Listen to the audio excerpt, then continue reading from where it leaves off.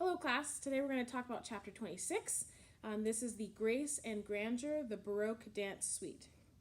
Now, we're going to talk about Baroque instruments, and right now the focus is on instruments and instrumental music.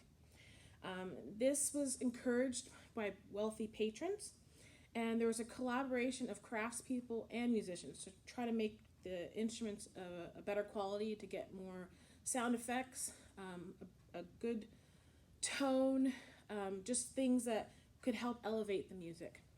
And these instruments were featured in large-scale Baroque genres.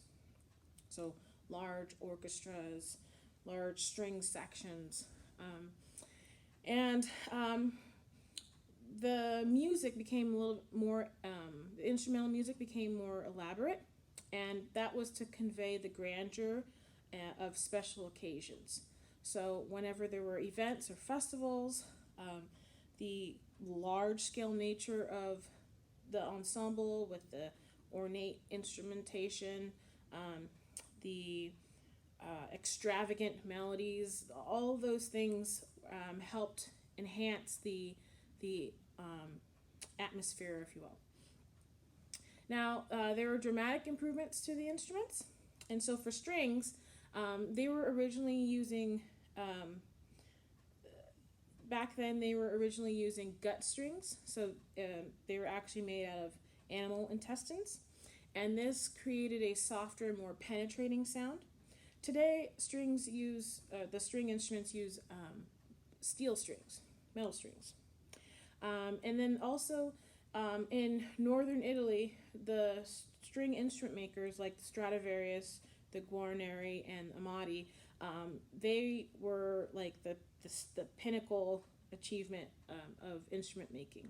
And even today, they're still worth millions of dollars. A lot of musicians seek those instruments because of their quality, and they're so rare now that they still last to this day. Not all of them, but those that have lasted are priceless. Now for the woodwinds, all of them were made of wood, and this expanded the range of the instrument, so how low to how high they could go, and there's a little bit more subtlety to it. When you heard these instruments, it would suggest a pastoral scene, or just that kind of imagery of being out in nature. And for the brass, these were natural instruments, meaning that they were valveless. So on a trumpet, when you're pressing down the valves, these were instruments that didn't have that valve system, so it would literally be a long horn that's coiled, but a lot of the differentiation of the pitches was due to the embouchure, or how they formed their lips on the mouthpiece. On a valved instrument, the different combinations elongate or shorten the length of the instrument to create those different pitches, but they didn't have that for these valveless instruments. And because of that, it demanded virtuosity. So you had to really have good chops to be able to do all that without valves. French horns, they had a more mellow sound, and it always sounded like hunting calls or hunt-like sounds, which still kind of allude to nature and hunting and animals and being outdoors. Back to the trumpets, these were originally used for militaristic purposes, like I was talking about before, during the Crusades. And with all of these new advances happening with these instruments, there was a real interest in authenticity, really getting to the bare bones. Now here we have a painting of Saint Cecilia, and she's the patroness of musicians, and she's playing a Baroque violin. Now last class I played a video showing a string section and how they were playing an instrument. Now for the violin, the chin is lean, the instrument kind of rests on the chin, and they kind of have like a little shoulder rest that they put on their shoulder to kind of help balance the violin. During this era, they did not have those, so you can see that the violin is held much lower, like, underneath, like almost underneath where the armpit is. And so with this painting by Guido Reni, there is no chin rest, so she plays it braced against her shoulder. Her grip on the bow also differs from that of modern players. And this next picture here is of an evening concert in 1744 by the Collegium Musicum of Jena, Germany. This was featuring an orchestra of strings, woodwinds, trumpets, and drums, and they gathered around a harpsichord. All right, next we have the Baroque Suite, and the suite is a group of short dances. And these dances are all in the same key, however they contrast with their moods. And they're performed by a diverse array of instruments. So, for example, they also have an international influence. And so their one movement or one short dance would be the German Allemande. The next could be the French Courante, the Spanish Sarabanda, and then the English Jig. There are other dances also, like the Minuet, which we kind of talked about a little bit, the Gavotte, the Bourrée, the Passepied, and the Hornpipe. And sometimes these opened with an overture. And remember, an overture could be like that introductory music that would play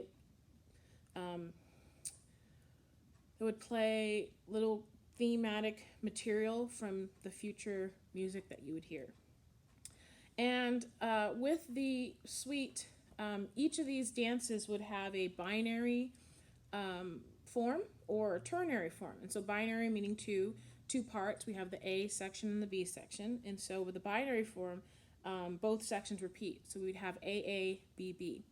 And then for the ternary form, that's a three-part form, we have the A, B, A form. Now the A section usually moves from the home key, which is our tonic, to a contrasting key. And this contrasting key could be the dominant, which is the home away from home, if you remember our materials of music back in part 1. And this home away from key, the dominant, is usually the fifth note away from the tonic. And the B section is a contrasting key that's closely related to the melodic material. Now, this music could be written for a solo instrument like violin or harpsichord, also chamber ensembles, maybe like the string quartet, and even the orchestra. And next, we have Handel and the orchestral suite. Handel wrote water music and music for the royal fireworks. And with the water music, this is a 5-movement orchestral suite. And this was for an outdoor performance, a royal party on the Thames River. And for this party, all the participants were on different barges and boats, while the orchestra was on their barge performing. And the king enjoyed it so much, he had them perform it 3 times in a row as they're going up and down the river. This music has lively rhythms and very catchy melodies. So here is the picture or painting of this royal party. It says a royal sortie on the Thames River in London, similar to the water music party as depicted by Giovanni Antonio Canaletto. He was born 1697, died 1768. Here is an account from someone who wrote for the Daily Courant during this period. On Wednesday evening at about 8, the king took water at Whitehall in an open barge and went up the river towards Chelsea. Many other barges with persons of quality attended, and so great a number of boats, that the whole river in a manner was covered. A city company's barge was employed for the music, wherein were 50 instruments of all sorts, who played all the way from Lambeth, the finest symphonies composed express for this occasion by Mr. Handel, which his Majesty liked so well that he caused it to be played over 3 times in going and returning. All right, so now with Listening Guide 16, Handel's water music, we're going to look at the suite in D major, the Alla Hornpipe, And 1717 was the first performance, and this piece has a ternary form, so that ABA form. And in the A section, we have a major key. It's in triple meter, and it has a disjunct theme. So remember, disjunct, it's going to be very leapy, not very smoothly connected or stepwise motion. And there are decorative trills in the strings and woodwinds. So a trill, remember, is the alternation of half steps. So in a string instrument, you might hear, or let's see, just the alternation of the the two notes together, kind of as a ornamentation. Now the brass would be very regal in their sound, and the timpani, which the lower instrument, would always answer to the brass. Now in the B section, this is a more reflective and minor key, and this has strings and woodwinds with no brass. So for the breakdown here in the listening guide, the melody is an ascending line with leaps, so remember that disjunct, and trills. And the second session has a descending minor scale melody. And the timbre, the instrument groups exchange motivic ideas. All right, so here is the A section. And here is the B section. And that's it for chapter 26. We're going to move on to chapters 27 and 28.